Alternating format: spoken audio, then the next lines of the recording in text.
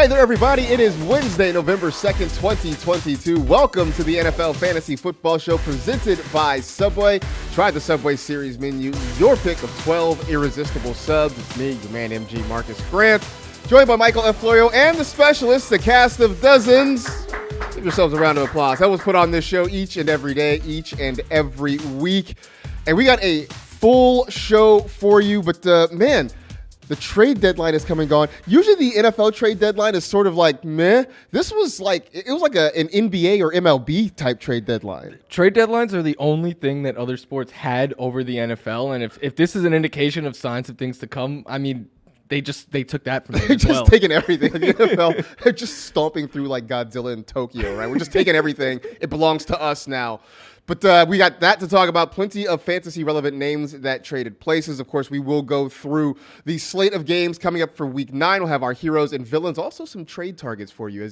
It's about time to maybe start making some moves, maybe to bolster your roster for a potential playoff run. But let's start with the fantasy headlines, and it is all about the trades. 12 players traded on deadline day. That's the most in the last 30 years.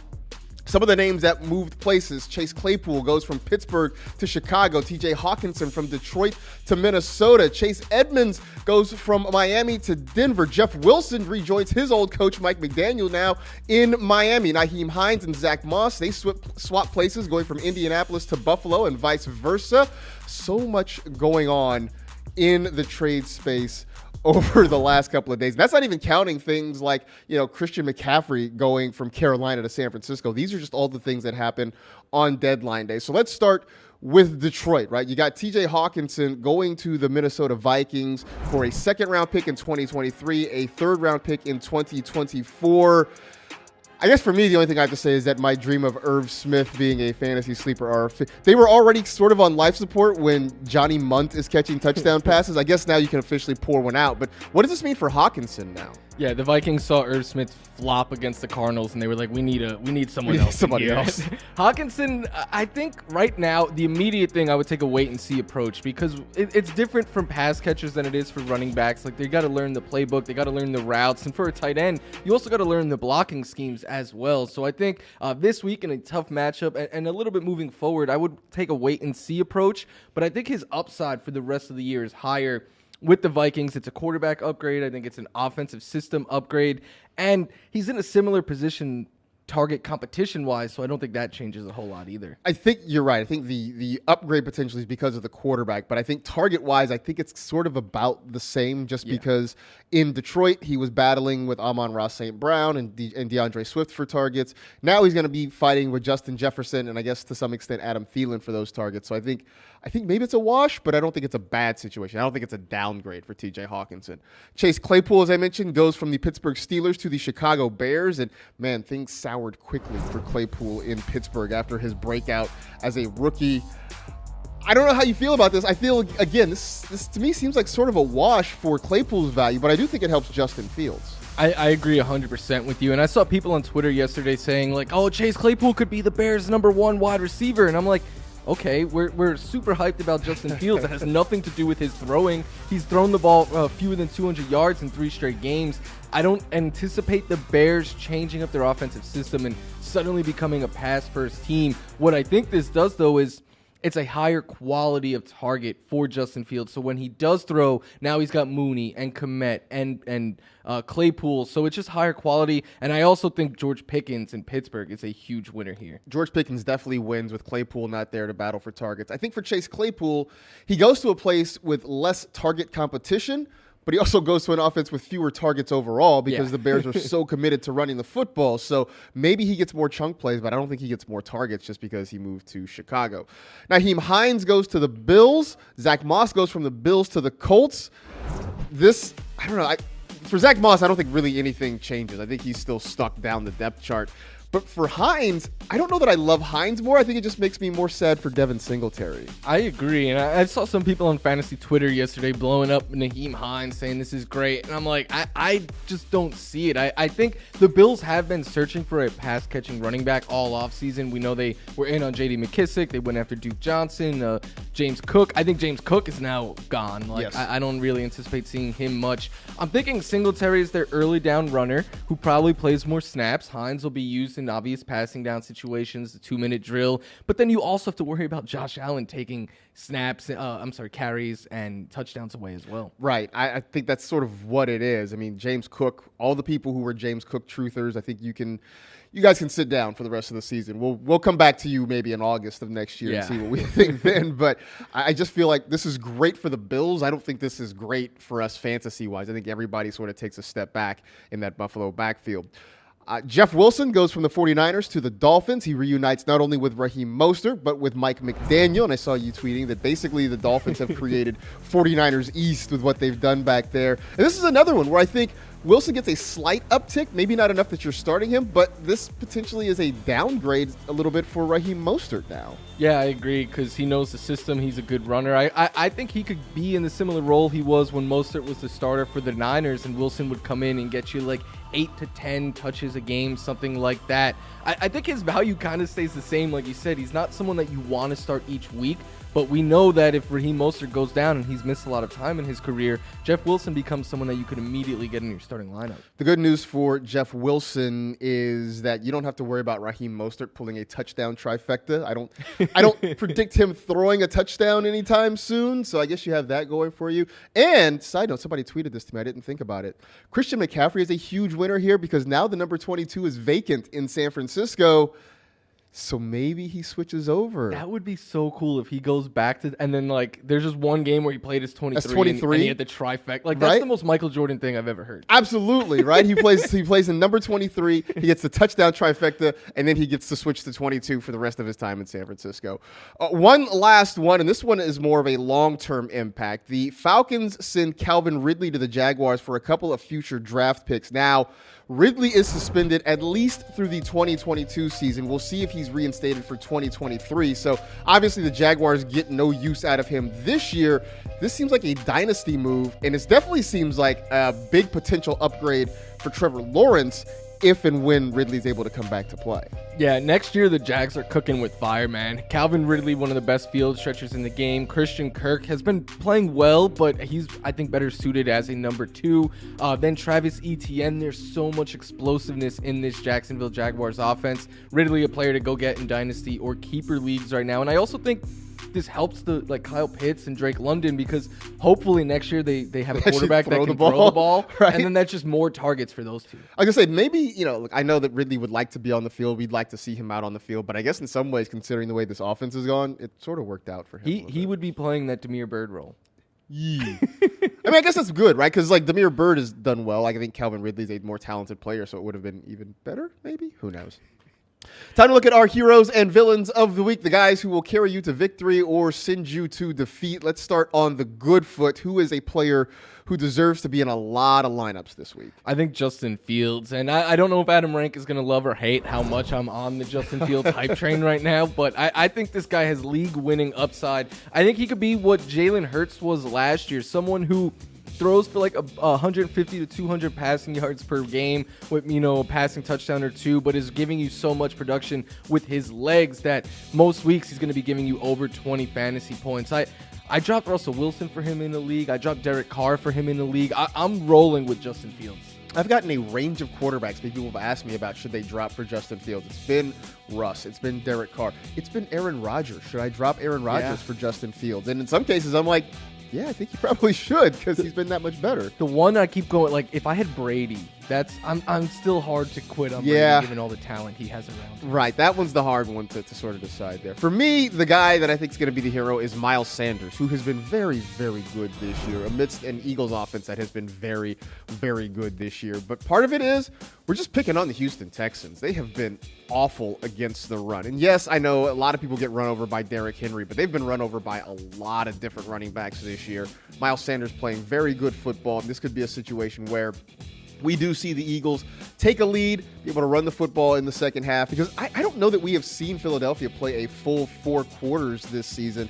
They haven't really had to. I don't think they're going to have to again this week. So I think you're going to see Miles Sanders run effectively. I think you'll see Jalen Hurts pick up a lot of rushing yards. So he should definitely be in your lineup in week 9. So that gets us to our fantasy villains of the week, the guys that maybe you can't avoid them because of your lineup situation, but guys that you're not going to be excited about starting this week. Yeah, I don't think you can avoid Jonathan Taylor, but I don't think you have to be excited. And sadly, I mean, this was the guy who's the 101 who won a bunch of people their leagues last year, but the thing is, he's not been the same runner on the ground because the Colts O-line is in shambles right now. Like, this was supposed to be one of the best units in the league.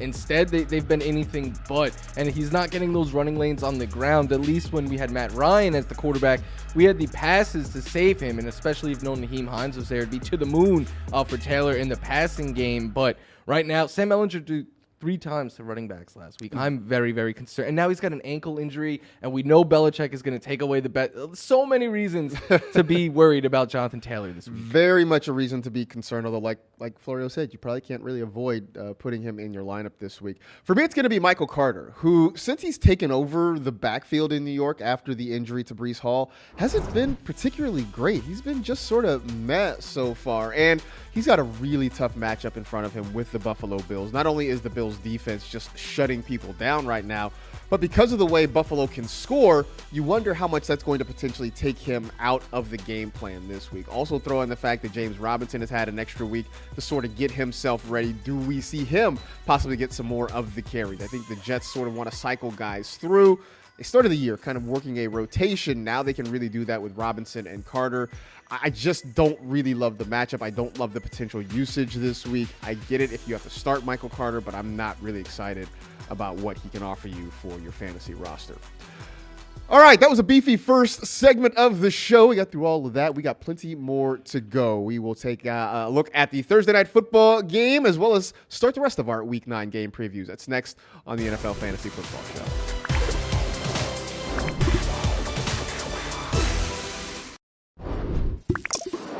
It's time for Look to the Data presented by Intel. This nugget comes from our NFL research team about Travis Etienne.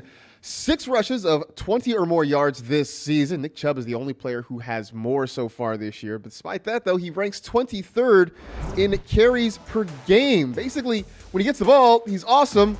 They're just not giving him the ball a whole lot. So let's look ahead. This week, the Jaguars play the Raiders, who defensively have been, well, let's just be honest, they have been awful.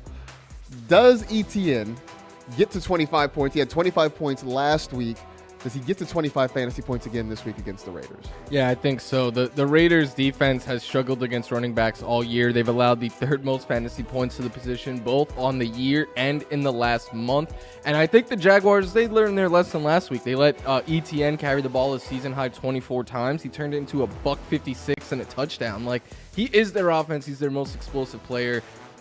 Is it borderline crazy? Like, I mean, is it crazy to say he's like a borderline, maybe top 5 running back? I mean, if he gets carries, he definitely is. I mean, the issue is he hasn't really been getting the opportunity. So we'll see if they load him up with touches again this week, especially when Trevor Lawrence has been underwhelming so far this season. So I do think he gets the 25 points just because the Raiders have been very, very soft. Last week, just a disappointment for the Raiders all the way around, getting shut out by the Saints. But I think Etienne has a really big game this week.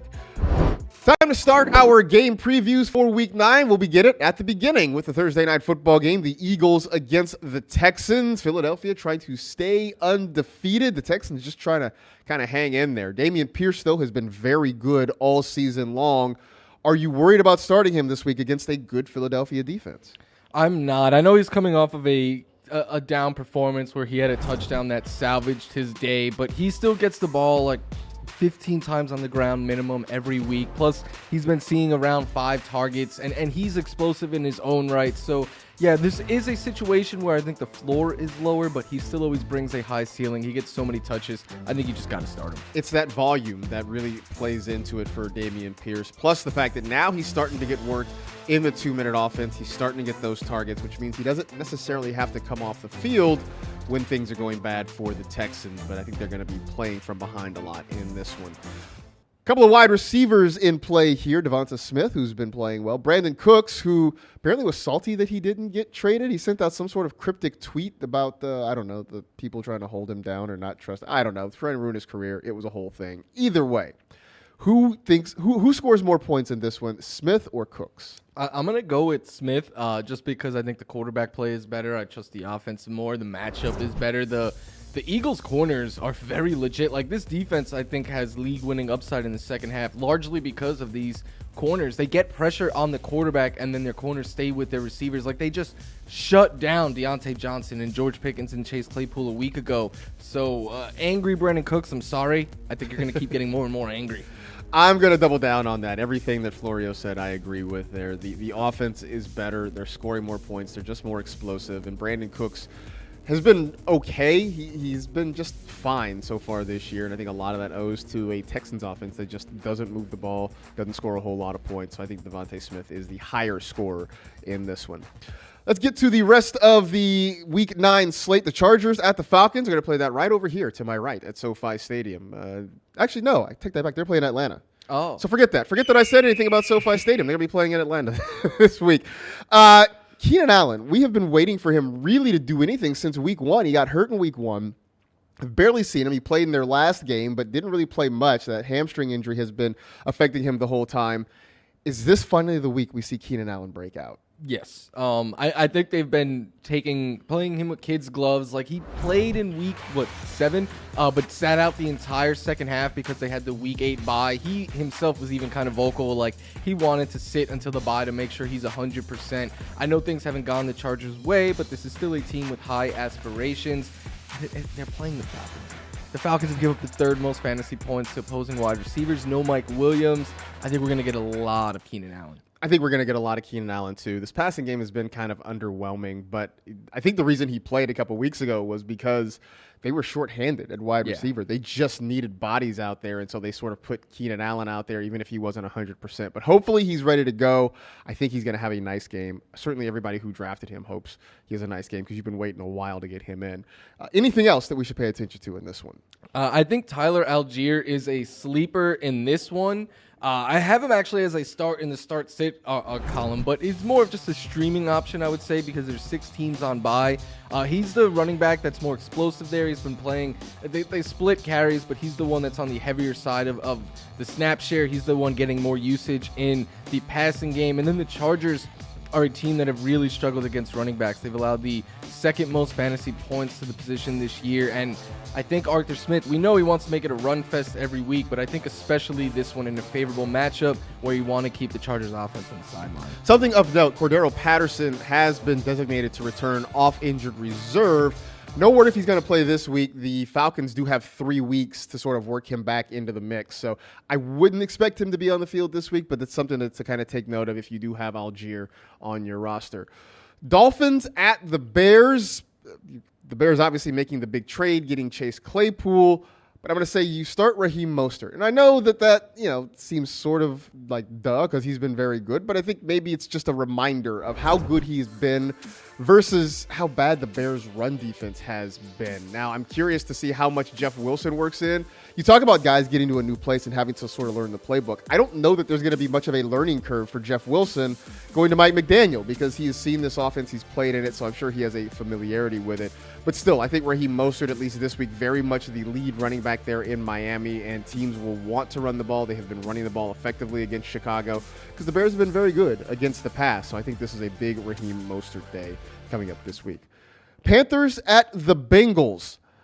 Is DJ Moore now a must-start after 2 really nice weeks, including the big week last week against Atlanta? Very close, but I think it still depends on your options. Like, you could be in a situation where you got someone good either off the waiver wire, one of your later round picks hit, something like that. But in the teams that I have him on, I'm back to just starting him every week. I'm pretty much starting him every week. He's a solid wide receiver too at this point. Thank you to PJ Walker for sort of resurrecting him. And, I would have thought this week might be a little bit more questionable, but the Bengals have injuries in their secondary. They're going to to be missing some really key pieces. So I think that's going to be an opportunity for DJ Moore to kind of get going. So I'm not going to say he's a must start, but he very much is going to be in a lot of lineups, and I think you can feel a lot more confident about him going forward.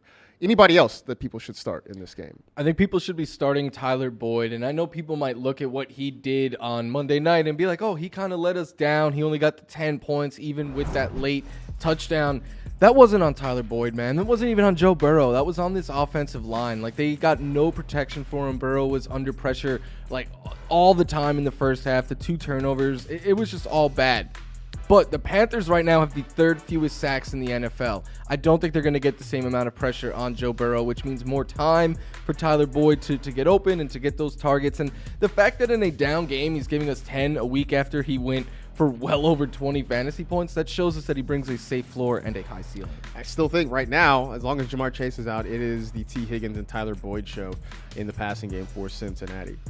Packers at the Lions. Green Bay trying to get things righted again after, a 4-game losing streak now that they are enduring. I'm going to say some words that if I had said them in years past, you would have laughed me off the air for being just simple-minded, but start Aaron Rodgers. Like, this is a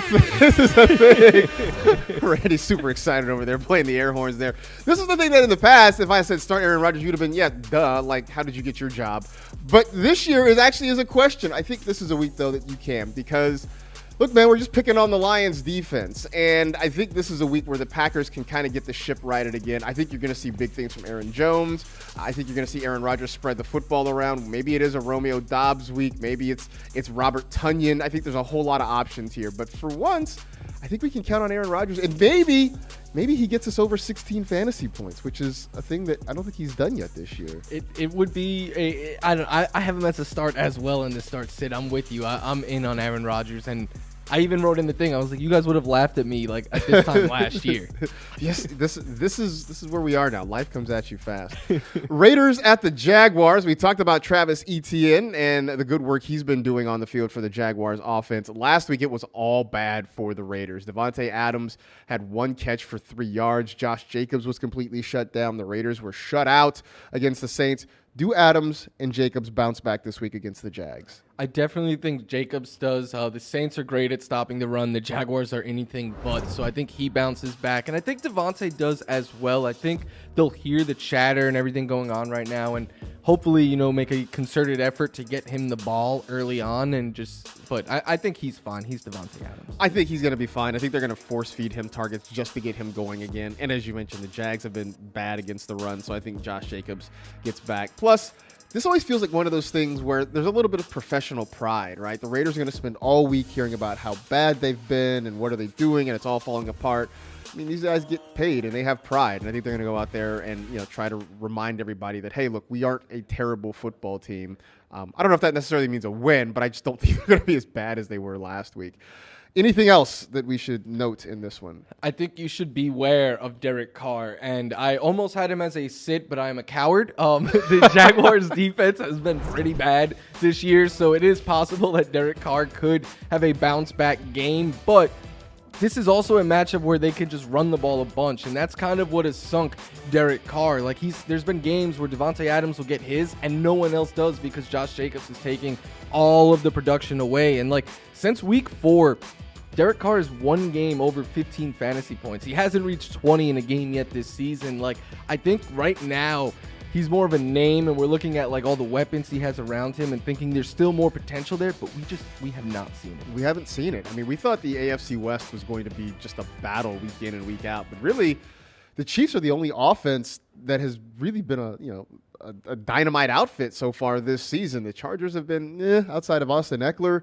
The Raiders haven't really figured it out. The Broncos have been an abject disaster, so it hasn't turned out the way we thought. The more things change, the more they stay the same. More they stay the same. Still the Chiefs, kind of like everybody else looking up at Kansas City right now. All right, we still got plenty more to get to in this one. We got the Bills and the Jets, which should be an interesting one in the AFC East. Plus, we'll have a little bit of trade targets a little bit later on in the show. Stay tuned for more of the NFL Fantasy Football Show.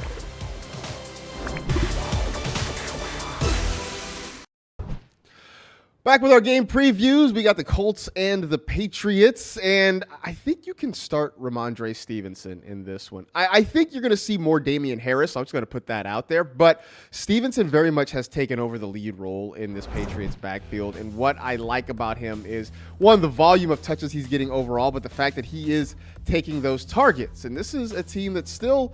There's really no pass catchers that you know are just going to dominate the target share. Jacoby Myers is getting a lot of looks, but we've seen the ball spread around there in New England.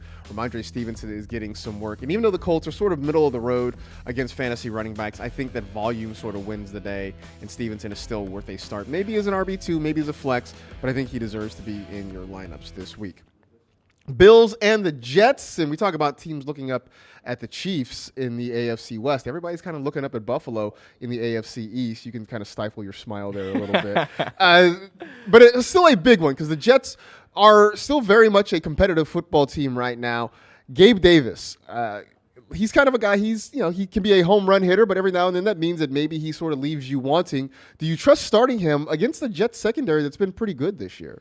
I do. I think that his upside is so high, and with 6 teams on bye, it's really hard to get him out of your starting lineup. And I know he disappointed last week, but he had a season-high 7 targets. What caught me off guard was Jair Alexander was shadowing Gabe Davis, not Stephon Diggs. And to me, I know a lot of people took that as like, oh, Gabe Davis had a bad game. I was like, this is how good Gabe Davis is. Like, they're using their best corner on him. So I think you still start him. I think he's still worth a start. Like I said, he's a home run hitter, which means he doesn't need a lot of catches in order to put up a big game. And so it's just sort of what happens with Gabe Davis.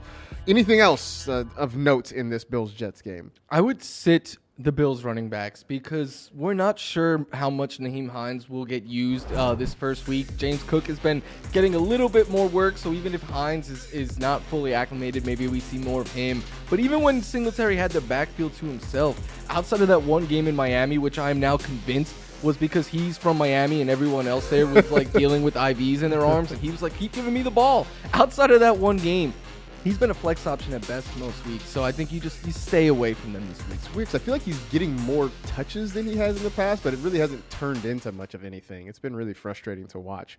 The Vikings at the Commanders. Sit all your Commanders running backs. Just sit them. It's Brian Robinson. It's Antonio Gibson. It's J.D. McKissick. And I know that Gibson had a nice game last week, but that feels sort of like an outlier just because there's no real rhyme or reason to how these guys are being used, but all 3 of them are being used. And this is an offense that doesn't move the ball. They don't score a lot of points. They're not very explosive. And so weeks like what you got from Gibson are very much an outlier. So if you have any one of them, I'm guessing you can probably find a better option either on your bench or maybe even on the waiver wire. I think you avoid any Commanders running backs this week against Minnesota. Seahawks and the Cardinals. It's a bird battle down in the desert. And we're picking on the Seahawks defense, huh? Yeah, someone, I forget who it was, told us a story that they saw a Seahawk like destroying something one time. And I'm like, I think a Seahawk would beat a Cardinal in this bird battle. But I think Zach Ertz is a start here.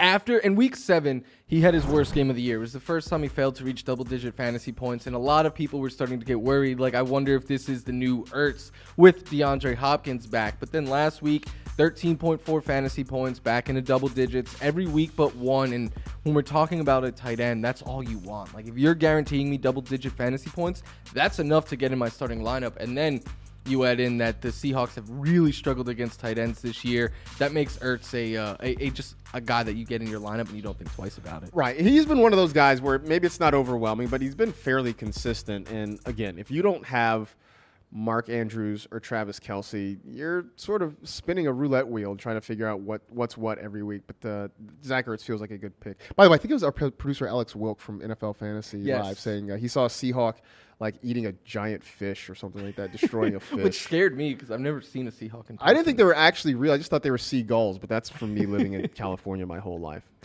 All right, we still got plenty more games to get to on the Week 9 slate. Also have some of our top players to stream coming up this week. That's next coming up on the NFL Fantasy Football Show.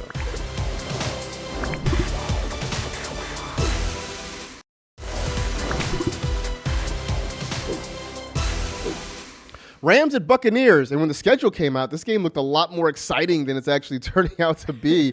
Both of these teams trying to find their way through. What are you doing for this one? I'm sitting Matthew Stafford in this one, and I know Stafford. First of all, the Bucs defense is very, very tough, and Stafford hasn't been really playing good football as of late. He is coming off of one of his better games this season, which isn't saying much because he scored just 17 fantasy points. That wasn't even enough to make him a top 15 fantasy quarterback.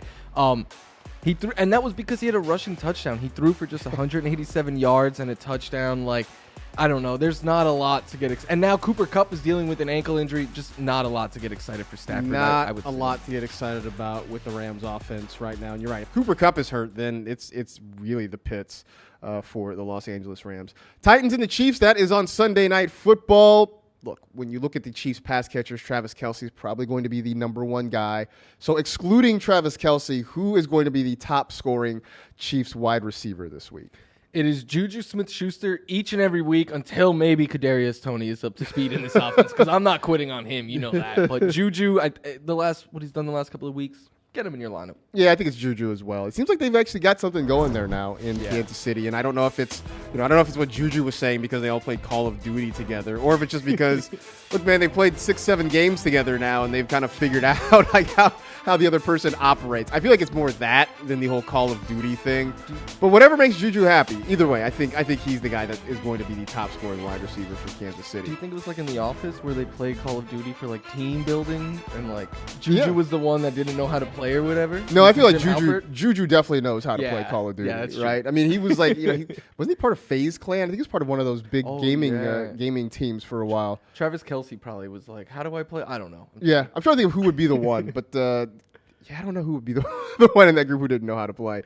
I'm going to say this. You're not sitting Derrick Henry. You're just not. But I will tell you to sort of be a little bit concerned about him this week. I think he's going to get plenty of volume. We'll see if it's Malik Willis starting again or whether or not Ryan Tannehill is good to go this week. But the Chiefs are going to be ready for the Titans to run the football. I don't know how the Texans weren't ready for it. You had a rookie quarterback starting and no real pass-catching threats, and yet somehow the Texans still let Derrick Henry run for 200-plus yards. I don't see that happening with Kansas City. So if anything, maybe Henry gets some targets because I think the Chiefs are going to put up points. So maybe Derrick Henry gets some targets as the Titans are kind of trying to play from behind. Again, I'm not telling you to sit Derrick Henry because that would just be malpractice, but I don't really love the matchup this week for him. Monday Night Football, the Ravens and the Saints. Rashad Bateman is going to be out for an extended period of time. Do you trust starting Devin Duvernay?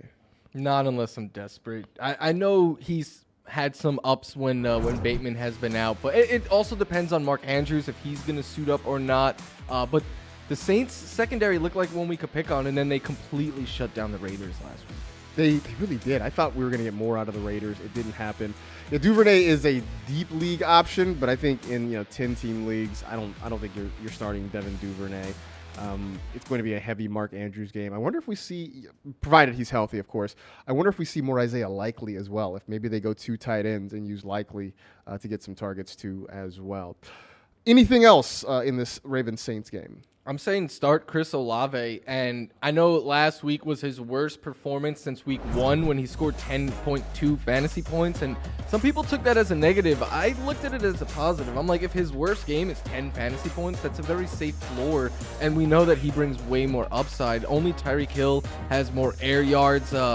We've seen him go off for close to 25 fantasy points before in a game, and I know the Ravens secondary has been playing better as of late, but on the year, they're still in the top 5 in production allowed to receivers, and especially they've allowed the most completions of 20-plus air yards this season. So I think that bodes well for Chris Olave as well. And the Saints didn't really need Olave last week because Alvin Kamara was wrecking fences. So there was really no point to force the ball to Olave. Everything was already working out with Kamara. There are 6 teams on a bye this week. Those 6 teams are the Browns, the Broncos, the Steelers, the Cowboys, the Giants, and the 49ers. You're going to have a lot of top-level running backs off this week, but also just a lot of players across the board. So that leads us to our Week 9 players to stream. And at the quarterback spot, even though I said Trevor Lawrence has been sort of underwhelming this year, this feels like a spot that you can get Trevor Lawrence in a fantasy lineup. The Raiders have been bad defensively across the board. And what has actually helped Lawrence in previous weeks was that he actually was running the football. He was sort of going the Tim Tebow route where maybe he wasn't throwing it quite as effectively, but he was running. And he was scoring those rushing touchdowns. And that very much could be in play this week. By the way, it is, I didn't think about this. It's a Zay Jones revenge game. Oh, yeah. Against the Raiders. So maybe they get him involved a little bit more. But either way, I think Trevor Lawrence does have some streaming capabilities. Who else could we stream at quarterback? I'm going to copy off of your homework a little bit. Okay. I think Aaron Rodgers is in play as a streaming option. He gets the Lions, who he has had a ton of success against. And the Lions defense has just struggled this year. They allow the second most fantasy points per game to quarterbacks. But like I said, Rodgers against the Lions since 2020, averaging 25 fantasy points per game and just under 3 touchdowns per game. And if you can't use Aaron Rodgers against the Lions, when can you? If you can't use him this week, I just don't know when you can do it. So if we're using Rodgers as a quarterback streamer, then I like his tight end, Robert Tonyan, as a tight end streamer. Big Bob Tonyan he's been getting some things done. It's been inconsistent, but certainly when the matchup is right, he has played well. And because Rodgers is finding trouble having consistent targets, I think he's leaning on the guys that he trusts and knows, and Tonyan is one of those guys, plus ...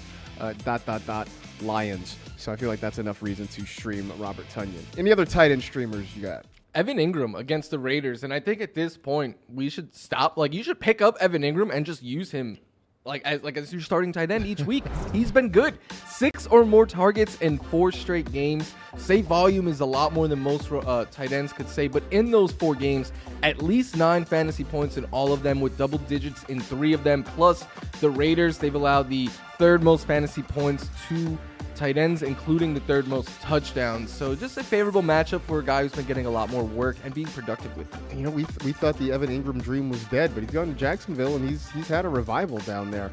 Well, there's been a constant theme in this streamers sections that we have been leaning on the Green Bay Packers, or more likely we've been leaning against, I know that makes Randy happy, that we've been leaning against the Detroit Lions. And even though the Lions do score a lot of points, they also make a lot of mistakes. So my streaming defense this week is the Green Bay Packers, because Jared Goff is still Goffish at times, which means he has a tendency to throw the football to the other team. The Lions do go through stretches where they struggle to move the football. They're struggling to protect the quarterback. So I think this is a week that the Packers pass rush can get after Goff a little bit, maybe get some takeaways as well. So I know it hasn't been a great year for this Packers defense, but this feels like a week that they can sort of turn things around. And if they somehow lose this game, then I don't know. I feel like there's going to be riots in the Green Bay area, probably the whole state of Wisconsin.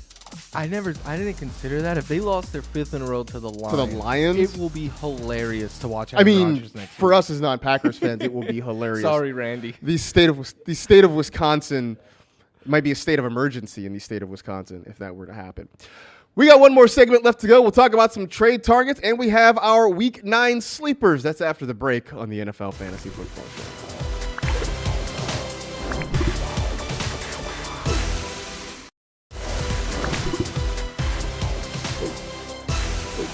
We're getting to the point of the season where you're starting to look ahead. And if your team looks like it's on track for the playoffs, maybe now is the time to think about making some moves, trading for some guys to bolster your roster for that postseason run. So we got some trade targets, guys to trade for, guys to trade away. For you, who is somebody that people should be looking to add right now? I think DeAndre Swift is a great trade target right now. He is so explosive.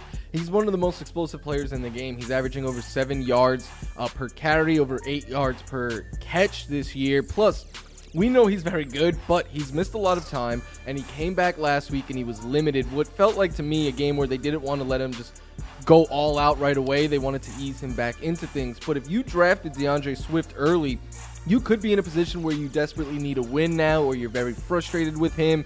And they gave me a little heat for saying this on Fantasy Live yesterday, but that's when you strike in fantasy. Like you take advantage of someone else being frustrated or in need of a win right now. So go out and get DeAndre Swift. Well, along those lines, that's why I'm saying you trade for Jonathan Taylor. There because we go. People who drafted him number 1 overall are frustrated. It has not been anything close to what they expected when they drafted Jonathan Taylor. And look, there are circumstances around that. The offensive line in Indianapolis has not been very good. The Matt Ryan experiment was just a straight up bust. But now no Nyheim Hines there. And yes, even though Sam Ehlinger, at least through one game, shows that he's not wanting to throw to the running back, there are still more targets there because Deion Jackson isn't really a pass catcher. It's going to be Jonathan Taylor that gets a lot of those targets out of the backfield. So I think better days are coming for him. But somebody in your league might be frustrated. They might be struggling. They might be willing to part with Jonathan Taylor for the right price. So those are the guys we want to acquire. Who is somebody you might want to give up to help acquire you one of those pieces? David Montgomery, who I think still brings a lot of value in namesake, but his actual fantasy production has taken a hit. Khalil Herbert is getting a bunch of carries, also taking some targets away. David Montgomery has just 4 targets in his last 3 games combined. A touchdown saved him 2 weeks ago. Last week, he just barely cracked double digits, but we know coming in that his upside was much higher. He was viewed as like a very safe RB2. So if there's someone who's maybe still valuing David Montgomery as that, because I think his fantasy value is definitely trending in the wrong direction, go out and trade him right now. Yeah, I've had to reevaluate. I like David Montgomery, but the hot hand thing with Khalil Herbert there makes me a little bit wary of him. I think you're trading away Terry McLaurin, and Scary Terry has been kind of scary on the wrong side of things for much of the year, but last week he looked good, and we're sort of holding out hope that Taylor Heineke is enough to unlock him. Problem is, I don't think Taylor Heineke is going to be the starter all year long. If Carson Wentz comes back and he's healthy again, then he's probably going to be the guy to start there. But this feels like an opportunity to take advantage of McLaurin on the upside of things. Maybe somebody is looking for wide receivers. The name value is certainly still there. The production the last couple of weeks has been elevated. I just don't think it stays there, and I think this is a good time to try to trade him before things kind of go south again with him. Can we just get Terry a good quarterback? He is so good.